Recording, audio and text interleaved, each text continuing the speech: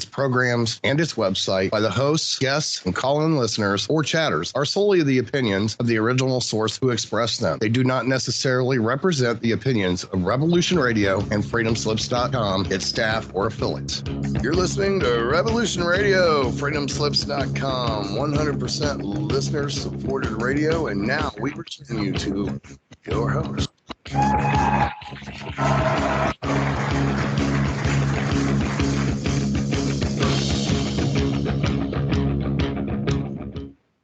Ladies and gentlemen, welcome back to another episode of Cosmic Catastrophe on Revolution Radio. I am your host, Diamond, from the Oppenheimer Ranch Project, and joining us today is my lovely partner and co-host, Leah Shaper. Hello. Wearing her handmade jewelry today. This is my new line. We've got a great show. There's been a lot of chit-chat on the interwebs, TikTok, and between what I like to call YouTube archaeologists. Mm-hmm. And Joe Rogan just had Graham Hancock and this other dude named, I forget, Dibble or Trent. I don't remember either. It's Dibble. But the one guy is claiming Graham Hancock as a white supremacist and blah, blah, blah, all this stuff. It's kind of crazy what's going on. Other people think, other archaeologists call Graham Hancock a hack. Suggesting or old or just old. He's just old. He's just old. But we're going to get to the bottom of it because Graham Hancock put out his latest blog on his website, and we're going to talk about that. What I find interesting is that Graham Hancock's whole life has been writing pseudo-fiction type books about this lost civilization of the Ice Age. The funny thing is that what we're going to talk about today is evidence that they're not lost. We know exactly where these people are at the Ice Age transition. Well, it's funny, too, because in his blog piece, he kind of addresses that, like what the definition of lost really is and what he's actually means by that. And I think that he's, at least at this point anyway, he's using it more as like it's like this is a civilization we haven't fully identified and recognized, and we don't know the full scope of where it was and when exactly it was and who it influenced. Yeah, I think my position would be that there were civilizations all over during the Ice Age, and when the catastrophe happened, not many of them made it. And those that made it, and they are now parts of us today. Sure. But, you can also make the argument, as we have discussed many times before, that it's quite possible that there was like a global civilization, right? Because we see similarities from, let's say, megalith to megalith or culture to culture that would suggest that there's a lot of communication going on globally, which is not something, that is typically in the narrative. No, it isn't. But we're going to focus our discussion on the Fertile Crescent region, specifically in Turkey, and all the megalithic sites that are occurring during the Ice Age transition. And the most famous one as Gobekli Tepe. If we have time, the second half, we might get to the Toba eruption, which I find, did you look at that at all, that article? Yeah, I did. I find it interesting that they're discussing a dry spell. Yeah. And I took a look, not really in depth, but I took a look at the paper underpinning that article, and I'm a little skeptical about their methods, but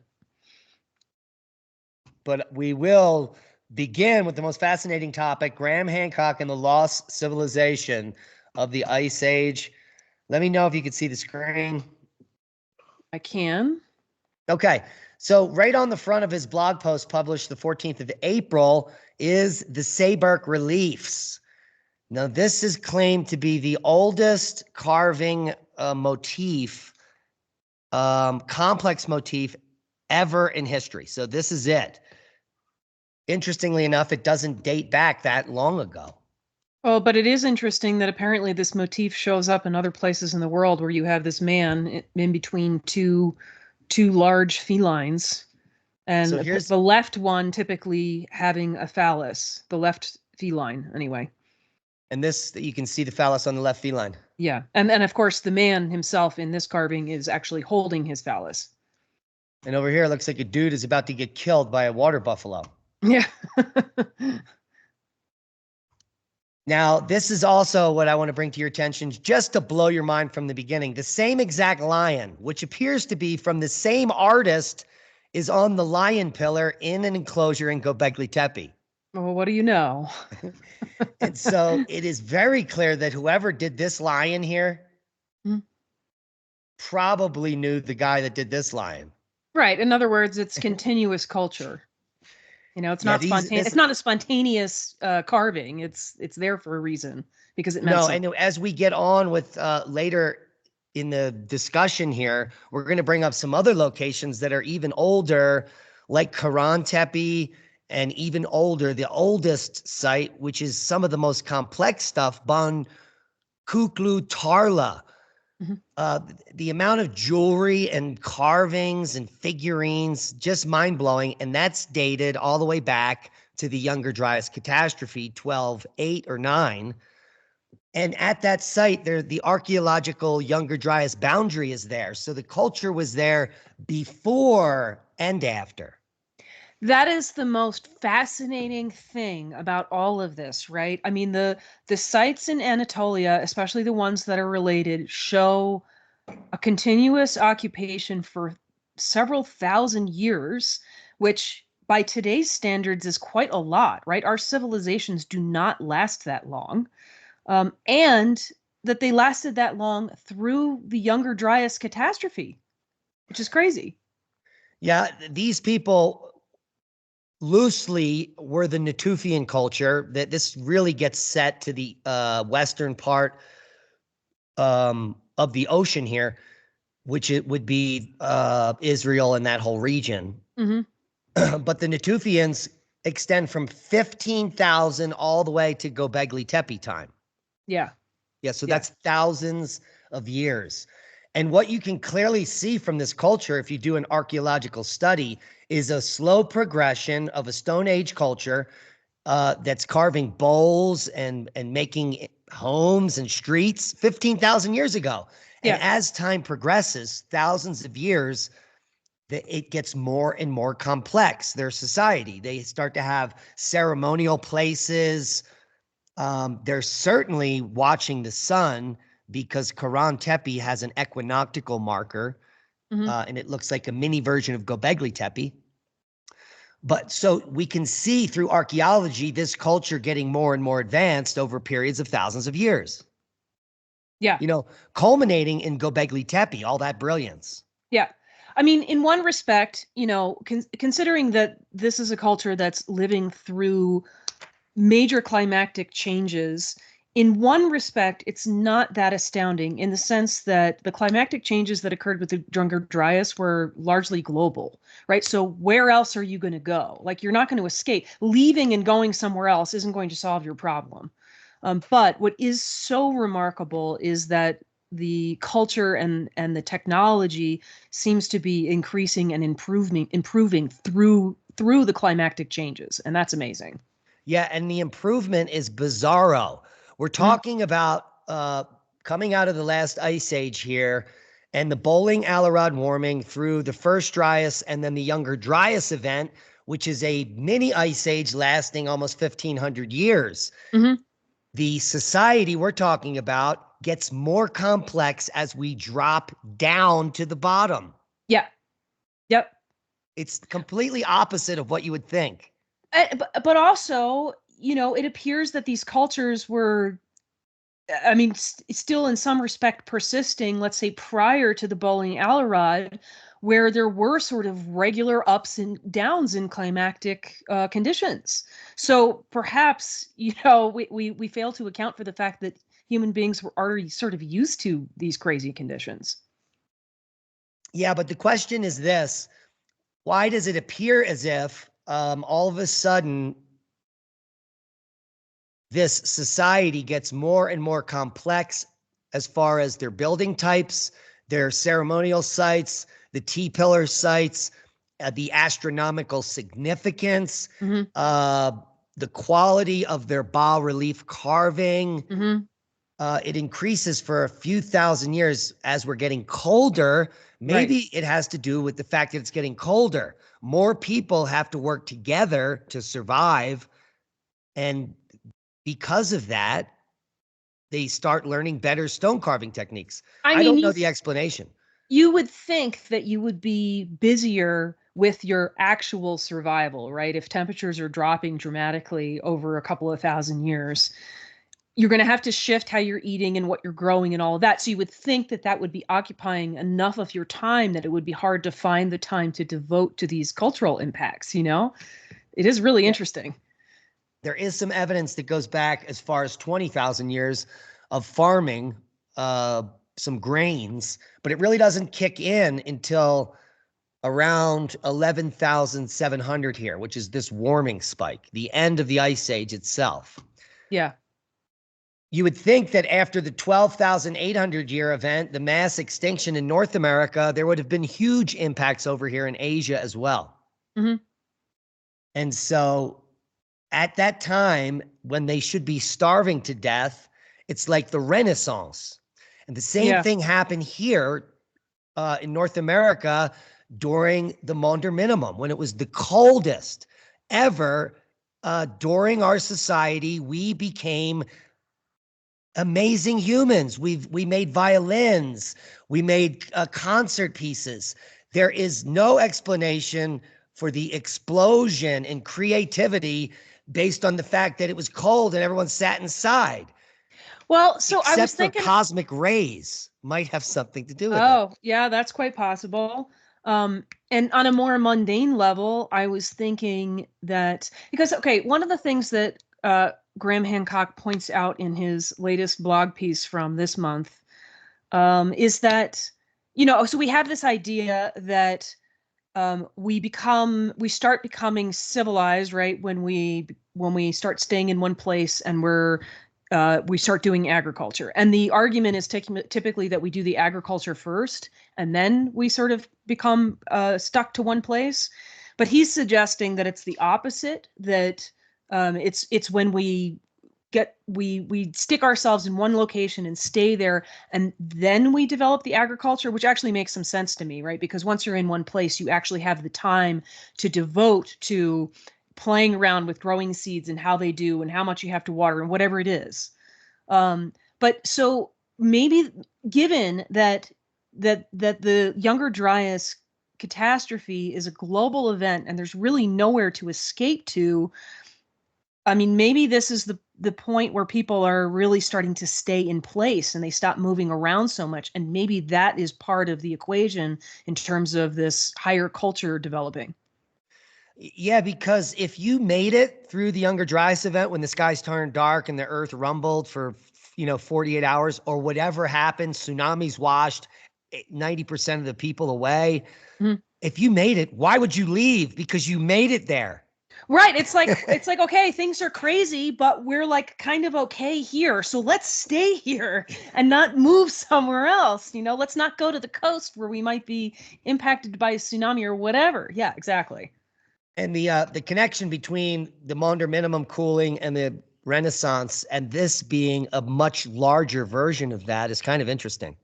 Yeah, I do find your idea that an increase in cosmic rays in a period like this may have something to do with, mental and spiritual changes that impact culture.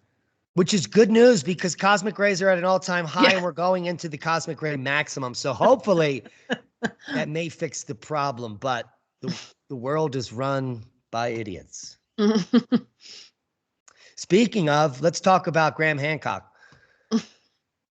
In episode 5 of his documentary series, Ancient Apocalypse, released on Netflix in 2022, he talks about Gobekli Tepe in southeastern Turkey, which is reliably dated to 11,600 years ago. In this episode, he introduces it as the oldest megalithic archaeological site that has yet been discovered anywhere in the world. Now, this is just about a year and a half ago. Yeah, I don't understand this statement because... For a man of his intellect and the fact that in a few seconds he could figure out that It's But Kuklu. Boncuklu, I think. Boncuklu Tarla is Boncuklu. a 1,500 years older and equally as impressive, makes zero sense. More importantly, Boncuklu Tarla has an enclosure completely carved out of bedrock. Mm-hmm. Yeah, it's more impressive than a T-pillar. Well, it also leaves out of this equation, and granted, I don't think there's any consensus on dating, let's say for sites like, well, Hancock doesn't believe that Egypt is any older than the official narrative. But it certainly could be. And then you have sites like Baalbek, you have sites in South America that appear to be extremely old. I don't think there's any consensus on that, but you could argue that those might be older than Göbekli Tepe. Yeah, they would have to be pre-Diluvian, Saxe-Woman, all the megalithic sites. Yeah, yeah. And so I'm kind of like scratching my head about that, because any limited amount of research would show that there's many reasons to think that sites like that are pre-Diluvian. Antediluvian would be the more correct term. Antediluvian. Yeah. And so, yeah, very concerning that Hancock could be doing decades worth of work, writing all these books, and then getting this Netflix thing and then making a statement as untrue as that. I mean, it would be more accurate if he said something like, it's the oldest dated megalithic archaeological site. Like, I think you could, but even that Boncuklu Tarla was dated then. Right. So yeah, that's a little, I'm confused by that. Yeah. All right. So that is the beginning of this 20-page expose, which I find quite interesting. Mm-hmm. So he spent more than 30 years on a controversial quest for a lost civilization of the Ice Age. You could say it's his obsession. So we kind of cleared that up in the beginning, that what we're looking for is that there was a high society. There was some type of seafaring civilization, the megalithic culture, we'll call them. Some even might say Atlantis, but clearly the ruins in Saxe-Woman or in South America are not part of what Plato was talking about, Atlantis. That was probably in the middle of the Atlantic. Mm-hmm. Yeah. I want to backtrack just a little bit, and just to be fair to Hancock here, while it is rather perplexing why he makes that statement in his Netflix episode, and why he's repeating it here and starting his blog piece with this. Throughout this very lengthy blog piece, he does acknowledge the other sites in this area that are older than Göbekli Tepe, and as like a continuous culture. So it's even more confusing to me that he makes that statement here. Yeah, and he keeps going out on a limb with his theory. He says, nor did I grasp how much of the history of that transfer, even though it went unrecognized as such, had bit by bit begun to be revealed by archaeologists. He's talking about the discovery of Göbekli Tepe, it being so advanced, and well, that could have only have happened if some lost culture ended up on the shore here and taught these people how to do this stuff. That's completely insane. Well, so and I kind of feel like this whole blog piece is it's a long exercise in backtracking that statement a bit. Because ultimately what he says at the end of this blog piece is that it wasn't this like abrupt thing that these, visitors from the high culture suddenly showed up and they built Göbekli Tepe and then things were changed here ever after. He rather acknowledges the idea that, okay, perhaps in the global catastrophe that was the Younger Dryas, that a vast majority of the high civilization was wiped out, and eventually kind of like the stragglers made their way to the various lower cultures around the world. And granted, like, that's not a terrible idea. Like, he points out that we still have a situation today where we have a modern high society, and at the same time we have, tribes that live in the Amazon that have never seen a cell phone or anything like that, right? Like, you can definitely have that, where you have sort of two different levels of civilization going on at the same time. So the idea is the stragglers sort of make their way to the hunter-gatherer cultures and gradually help build a higher technology, higher culture society when they arrive there. That's sort of where he lands. Using that argument, then what happened during the Maunder Minimum when it got cold was the agrarian society at the time was visited by space aliens, which taught them how to make Stradivarius violins and be cultured and have all these scientific breakthroughs, apparently. Mm-hmm. Well, and that's the thing is that which is, by the way, not what happened. Right. Yes, thank you. But and that's sort of where I take issue with this is that you don't need the theory of a visiting high technology person to explain what we've found. You don't need that. You only need human beings as they are, which is highly intelligent, highly innovative, and this idea that, you know, we once weren't that, and that it took this very long, slow evolution to get there. I undersell. I mean, I've said this many times on this show that we constantly undersell human beings and our capabilities when we look backwards in time. And I think it's because it feeds our ego. Like, you know, we're like, oh, look how advanced we are now versus how low tech we were in the past. But I don't really think that was the case. I mean, I think we've had periods where we've been able to really show our abilities because the conditions allowed us to. And there are times where we were not able to do that as human beings. But I don't think we need visiting aliens and cultures that were far more advanced to explain the development of advancement in any particular culture. I just don't think it's necessary. No, and physiologically, Homo sapiens 130,000 years ago were exactly the same as you and I, capable of having a podcast. They just didn't have the technology, the equipment, the science. Mm-hmm. And the fact is that if even in the limited history we know, we have lost ancient technologies in recent thousands of years. Mm-hmm. So humans knew more things in the past than they currently do in the present. Maybe, and they may have just known different things, or it could have been more. It could be one or the other, you know? Yeah, so we're not dumber 10,000 years ago and getting smarter as time goes on. We're the same exact human. We just have less things at our fingertips, let's say. Yeah. We weren't more barbaric. There were barbarians thousands of years ago, but there are barbarians here on Earth today. Absolutely. And again, to be fair to Hancock, he does say in this blog piece, he says, look, I never said that the lost civilization was far higher or far more intelligent than other people. I was just saying that the technologies and the ideas were different. So it sounds like he's really backpedaling. It does come off that way in the end. Like he read some of the papers and he's like, wait a minute. It does read like, I mean, he's definitely responding to criticism that he's received. But I mean, to be fair, like it's only been a year and a half since the Netflix episode, but you know, it's also possible that he's looked at everything again and kind of reevaluated it.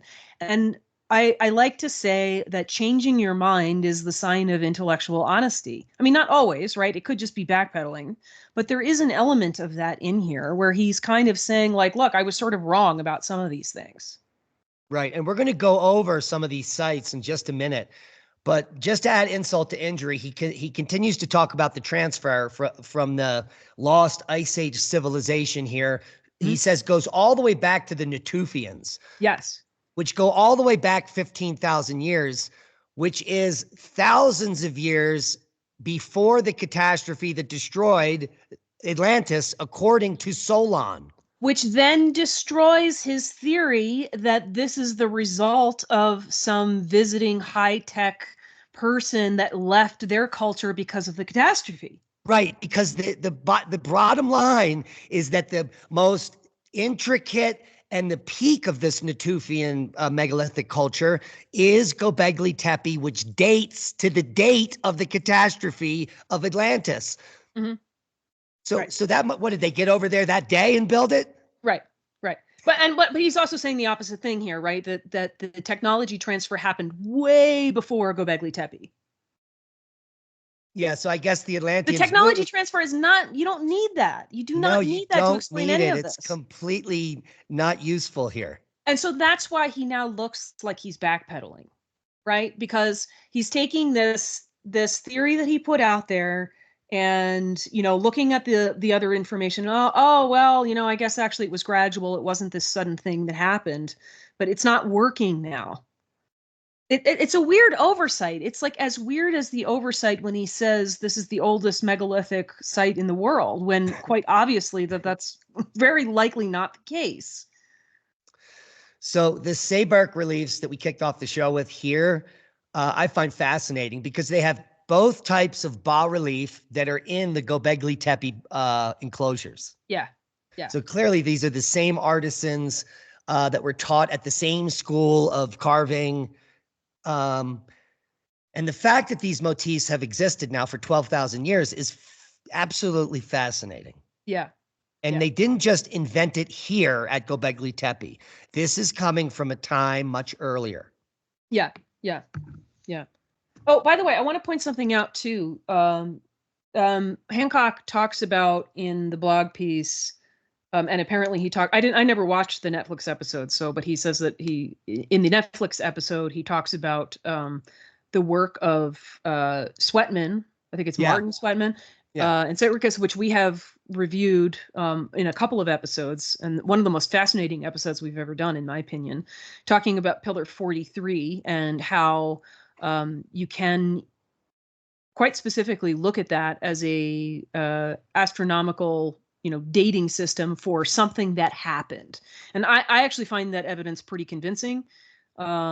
But yeah, it's dating to this drop down right here, 12,800 years ago, which would be the catastrophe to end the megalithic culture. Unfortunately, this is the conundrum. The Egyptian priests, Solon, said that Atlantis was destroyed 11,700 years ago. So we've got two catastrophes which are competing. Well, I mean, it's not like the Younger Dryas Did Atlantis make it once. through the Younger Dryas catastrophe? It couldn't have, because it would have been in the middle of the Atlantic while it's sloshing back and forth. Yeah. So something weird. We're missing something. Yeah. Well, I mean, but again, I mean, the catastrophe of the Younger Dryas isn't exactly one catastrophe, right? It's something that happens over a period of, you know, 1,500 years. The mass extinction event is 12.8 here. This is when the Yeah. skies go dark. This is when the Carolina Bays form. This is when the ice sheet melts. Yeah. Yeah. This is when the mega floods hit the Pacific Northwest. This is when everything dies. And this is the time period when the Natufians got very skilled and ended up creating Gobekli Tepe, which is dated at the time of the second catastrophe here. That's completely bizarro. It is bizarre. Oh, man, I really wish we knew. All right, so let's take a look at some of these earlier than Gobekli Tepe sites that Grant Hancock forgot about. Here is Karahan Tepe, and this is a square enclosure. He didn't entirely forget about it. He talks about a lot of these sites in this blog piece. I know, but I mean in his opening paragraph. Yeah. Okay. These sites are so indicative of Native American sites that we've been to, in the sense that we have these circular enclosures here called kivas that have steps and chimneys around the outside and pillars in the middle. It's the same thing, in my opinion. And here's a square one. We even have square kivas in the desert Southwest. The other thing that I find interesting, and this is talked about in the blog piece, is that at some of these sites, you know, enclosures like this, you know, they're basically underground structures. Like they were like set halfway down, and the entrance would be from the roof because there's no other doors. Which is the same as Native American houses. Well, when I think there's probably a practical reason for that, right? Like we're talking smoke goes about out the top. What? You need a hole in the top for the smoke. Yeah, but also like there's protection from cosmic bombardment, right? Which, as we've talked about many times, is part of the Younger Dryas catastrophe. Exactly. They're scared from things from above. So that is some of the shots of, why am I jumping up here? All right, let's just jump to Boncuklu Tarla. This site is dated all the way back to the first Younger Dryas catastrophe, 12,008. And what I find fascinating is this is not like, these are not cavemen. Take a look at this down here on the bottom left here. Mm-hmm. This beadwork, albeit it's soapstone, it's soft and it's easy to carve, is just as intricate as any of the soapstone work the next 12,000 years. This is dated to 12,500 or older. Yeah. Absolutely. By the way, the little sort of arrow figure that you initially pointed out all the way to the left there in the middle, does that look familiar to you? It's the same as it's the same shape as all of the like serpent figures in Göbekli Tepe.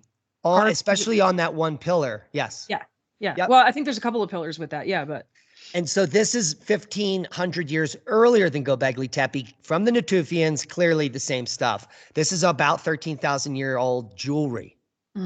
Beautiful. And they just didn't learn how to make this 13,000 years ago. Yeah. It took hundreds or thousands of years to develop this technique. Where did it come from? So this is the first thing that actually validates any of Hancock's claims that clearly this type of technology came from somewhere else. It didn't just spontaneously show up here at this site 13,000 years ago. No way. Right. One person got smart enough and they're like, hey, I just found out how to make beads and jewelry.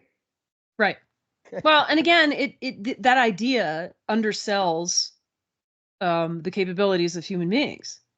Like we just didn't do any of this until there was like one person who was a genius enough to figure out how to carve this soapstone. I mean, come on.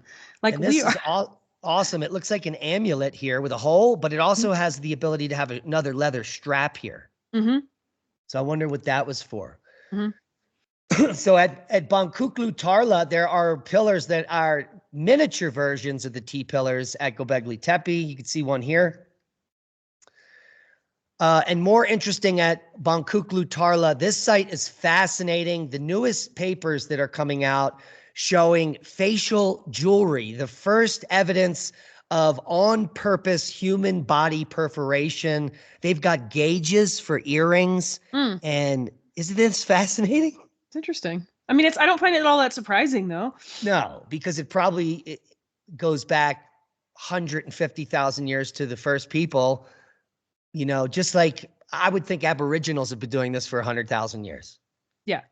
Well, and it also goes to show, like if you ever have some idea that, like, let's say, like jewelry wearing is somehow like shallow and unimportant or something like that, that's clearly not the case given the history of humans. You know, we've been adorning ourselves for as long as we know. Exactly. And here's that stuff I was talking about, the predating. Here's the paper. When did it come out? September of 2023. The Younger Dryas later at Boncuklu Tarla and the beginning of a village life in the upper Tigris Valley or Tigris Basin. This shows that the people living here were here before the 12/8 event and all the way after through the entire coal period, all the way even past the 11/7 event. Mm-hmm. So they stayed almost, it seems like they were always here. And somewhere around 10 or 9,000 years ago, the culture really shifted and they named it something else, similar to what they do out here with Native Americans. Right. When the Clovis suddenly become the Fulson people. Yeah. Because everything's same different. thing happens here. The people I don't think went anywhere, but there was a rapid shift 8,700 years ago, which corresponds here. What does that correspond to? Wow. Another cooling period. So maybe this is what shifted the culture. Yeah. They were happy for all these generations. Something bad happened and they had to shift the way they were doing things. Yeah. Yeah. I find it fascinating that you can just look at these graphs and correlate everything. And with the Toba eruption paper, you can come over here and you can clearly see this massive cooling on Earth right here from Toba, right here, a drop in carbon dioxide, the opposite of what you would think would happen, and a massive spike in worldwide dust because of a giant volcanic eruption which affected the globe. Yes. So the proxy data is fascinating to use. Yeah, absolutely. And so what we should be gleaning is that this Natufian culture, which is amazing, they date back all the way over here. So they were here during the last glacial maximum. They made it right through the Bowling-Allerod warming, this temperature drop. They're still at the same spot. This drop, and then the Younger Dryas catastrophe, they stayed there, and they kept getting better at what they were doing, carving stone. And then we've got the hundreds of Gobekli Tepe enclosures, only 5% of which are excavated, are being constructed in this warming period, right around here. And so I think that based on that general story, the Gobekli Tepe enclosures are an encyclopedia of the last 5,000 years. I agree. And ultimately, Hancock would agree with that as well. He calls Gobekli Tepe, he considers it like the apex and that it's a time capsule, which I would agree with. And then you also have to look at this argument about whether or not Gobekli Tepe and what's it called? I forget the other site that is claimed to be by some to be intentionally buried. And now Karahan Tepe? Yes, Karahan Tepe. Thank you. And now there's argument being made that, it wasn't intentionally buried. It's the result of like some kind of landslide or something. But what that fails to take into account is things like the fact that all of the pillars were still standing. Like in order for that to happen, you kind of need an intentional, like careful, planned burial, Yeah, and there's other reasons why that theory doesn't work. There is not enough elevation above the enclosures to account for landslides. That too, that's another problem. And then there's other issues in terms of the fill that was actually in those sites, and where it was from and where you can date that from. And all of that sort of suggests intentional burial as well. So to me, that all lends strong value to the idea of the time capsule, that Göbekli Tepe was some kind of encyclopedia. We don't know exactly what it was an encyclopedia of, simply because we only have a tiny fraction of the whole site that's been uncovered thus far. So that determination really can't be made. I mean, you can guess. I mean, you and I had some guesses at this. Yeah. So let's dive back into Hancock's idea that there's some kind of advanced culture that comes into to play here with the Natufians. The Natufians are here, and if you look at most of their stuff, they're pretty it's pretty basic type circular pit houses that they're living in with simple metates and grinding bowls. This goes on from 15,000, and it doesn't really change until 12,800 years ago. And at 12.8, we get the first of these advanced enclosures and advanced stuff coming in, like Boncuklu Tarla and Karahan Tepe and these other sites, including Gobekli Tepe, with these stone pillars and bas-reliefs. We don't have it prior to that. So that could be evidence that some advanced group did start to mingle here. Well, and one of the things he points out too, and I'm not exactly sure where on this timeline this occurs, is that at some point there's evidence of like architectural planning, right? Where you start seeing some enclosures that are more rectangular rather than round, or things that are set up in like equilateral triangles. But overall, it suggests that there's a need to do this sort of separate conceptual pre-design before building the thing. And so that seems to be a shift as well. That goes all the way back to 14,000. That's what I thought. Yeah. So that would eliminate the idea that this catastrophe caused mixing. Yes. Yeah. And I think when you look at the broad base of the evidence here archaeologically, it shows a culture that lasted a very long time, thousands and thousands of years, and we can literally see it advancing through time. And it was most advanced during the most catastrophic time on Earth in the last 130,000 years, culminating in this event, which led to the good times, where they encapsulated an encyclopedia of what they just experienced since their inception here at this place. It's like their entire... Go ahead. So interesting. I mean, I said this at the top of the show, right? Like the fact that this is a culture that's enduring for several thousand years through all of this calamity, and obviously is enduring and adaptable. And then they, build this time capsule of what they've been through. It's as if they know that things are going to get warm and human beings are going to start getting lazy. Yep, and they're going to forget about all this. Right. I mean, I've long believed that calamity really can bring out the best of us in terms of our innovation and our spirit. But it's sort of interesting to see how this plays out, because it is almost as if they had some futuristic sense of what was going to happen after them. And also, like what well, again, I mean, as we've discussed, there's probably no break in the actual people, right? There's just another level of adaptability where the conditions change, and so the technology and the culture changes with it. And then, as archaeologists come in and just name them something else, like they're a totally different group of people. Exactly. So what we're looking at here looks remarkably like Gobekli Tepe, including the hill, the peak distance from the enclosures, the slope of the hill. This is Karahan Tepe, and this dates from 11,000 to 13,000 years ago. Amazing. Yeah, and it looks like a primitive version of Gobekli Tepe with the same T-pillars, just not as big and not as fancy, but the same number of them, thousands of them. So this is telling us that when the Younger Dryas catastrophe occurred, they began doing this, and they did it for the whole 1,400 years until it ended. It was like a ritual that was happening during this cold period where they were figuring out the best way to preserve this information, and it kept getting better and better. I'm so fascinated. It's so mind-blowing. There's probably hundreds of these enclosures here as well. Yeah.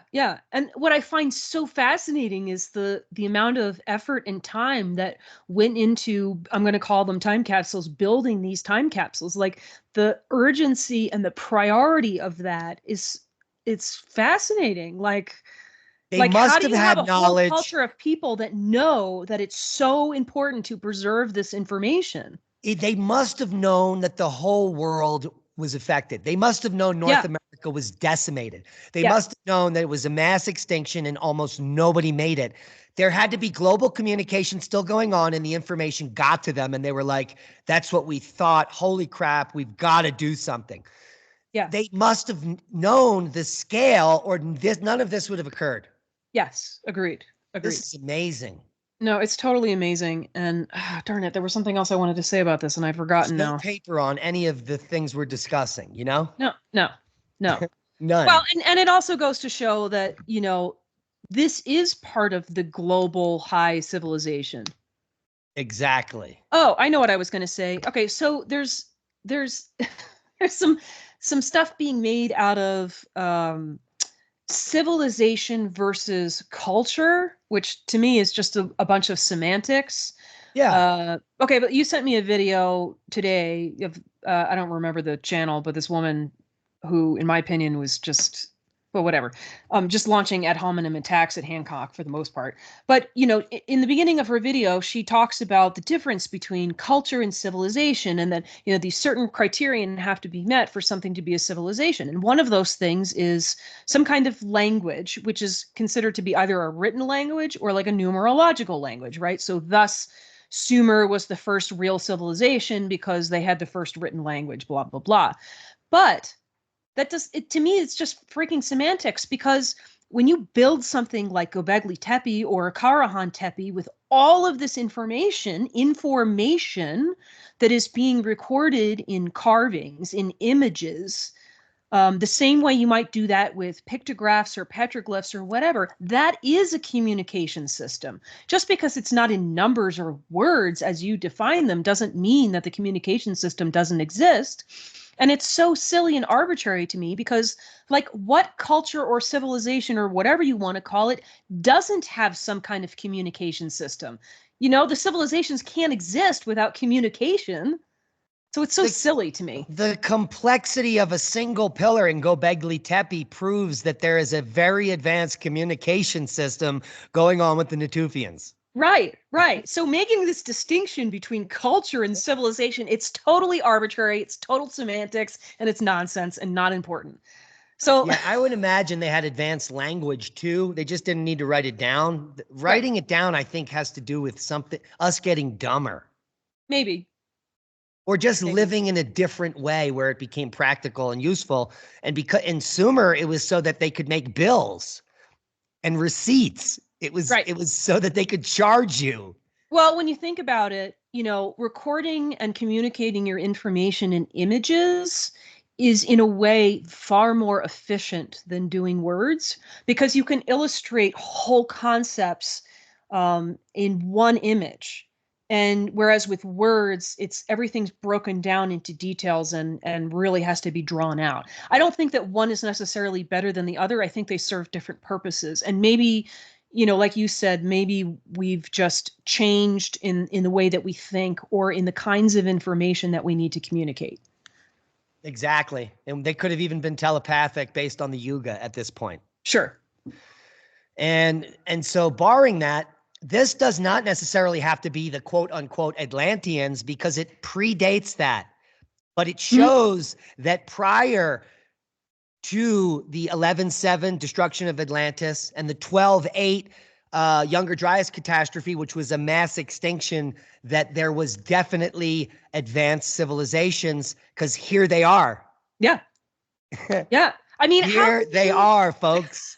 How can you know of the existence of Gobekli Tepe and Karahan Tepe, just the sheer size of them, and which 95% of it we haven't even uncovered yet? Yeah. How can you not call that advanced civilization? I mean, that's Gobekli crazy. Tepe has 9 additional hectares of circular enclosures that are still covered.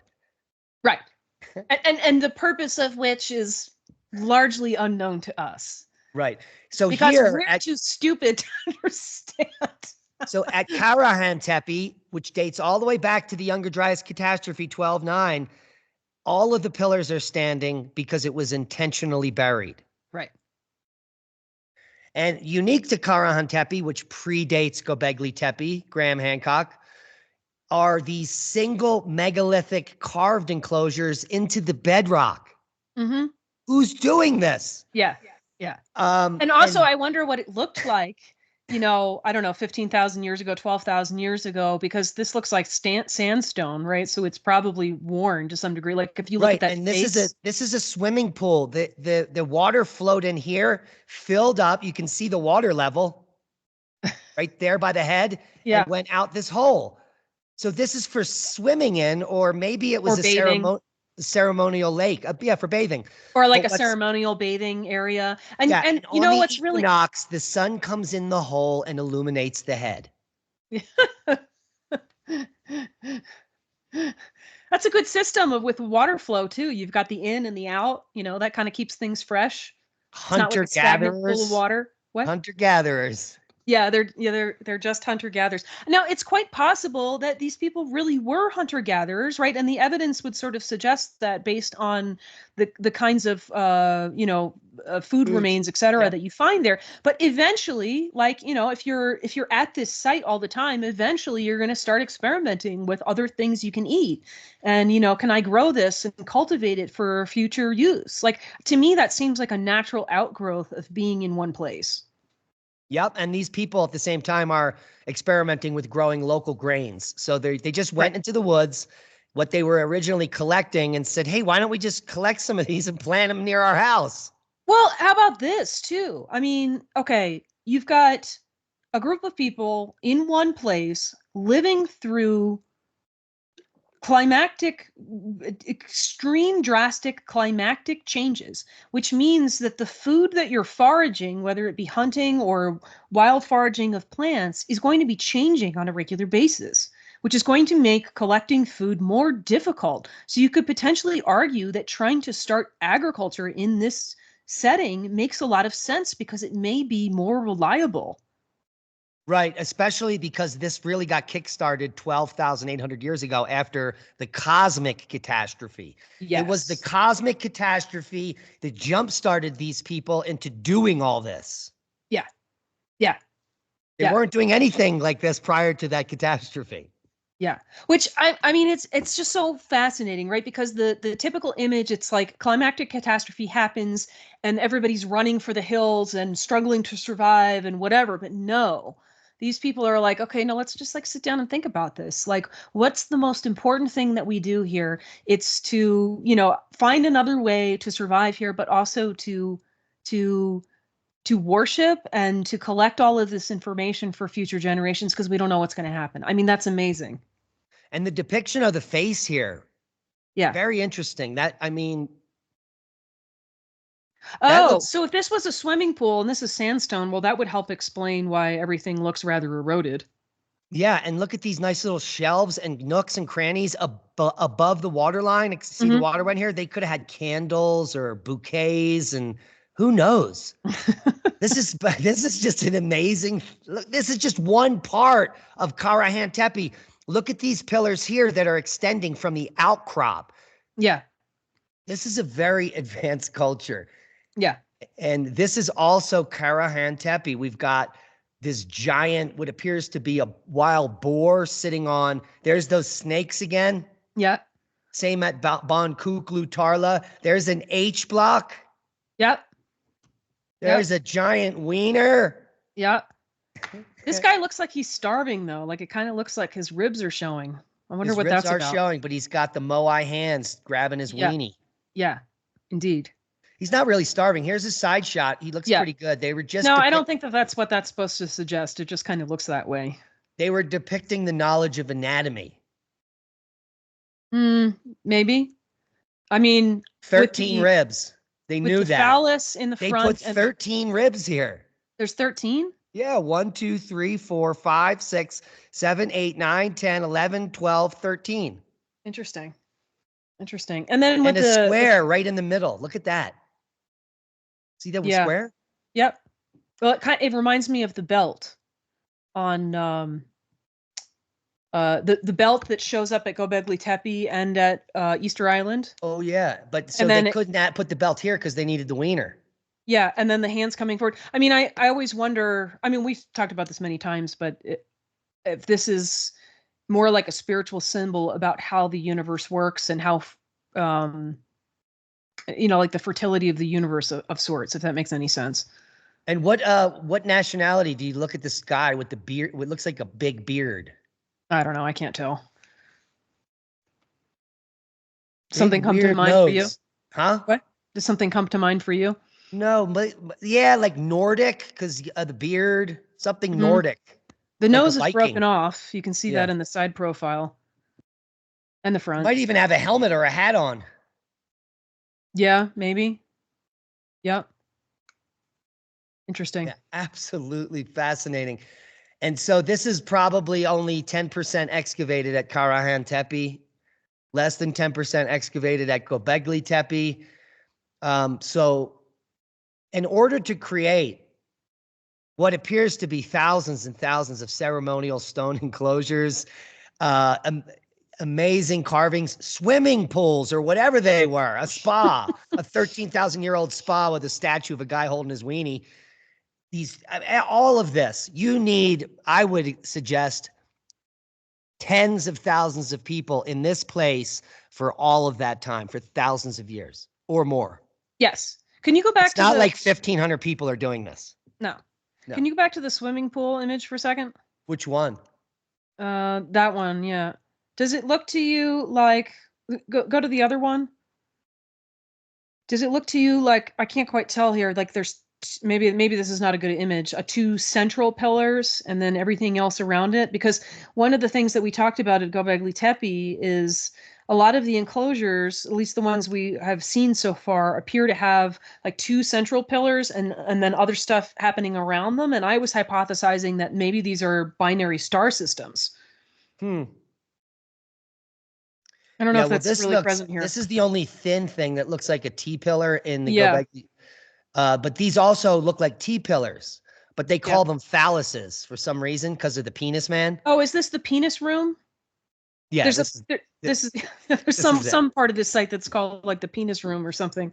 That's it, but it's actually a ceremonial pool, and these rocks probably, this part would be above the water. Right. Right. Yep. So this might have occurred from erosion from the water. That could be. Yeah.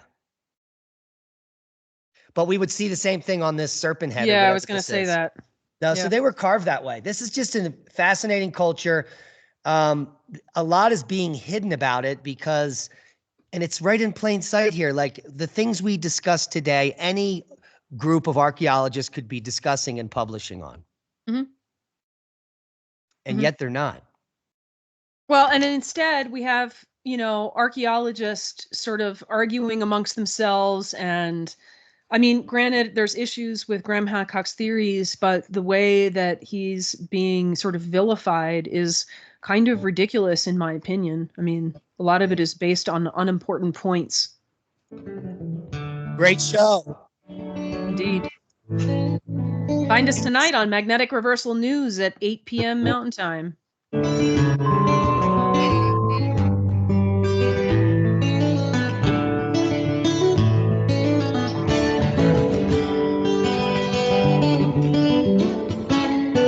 Listen to Revolution Radio at freedomslips.com, and we'll be right back after this message.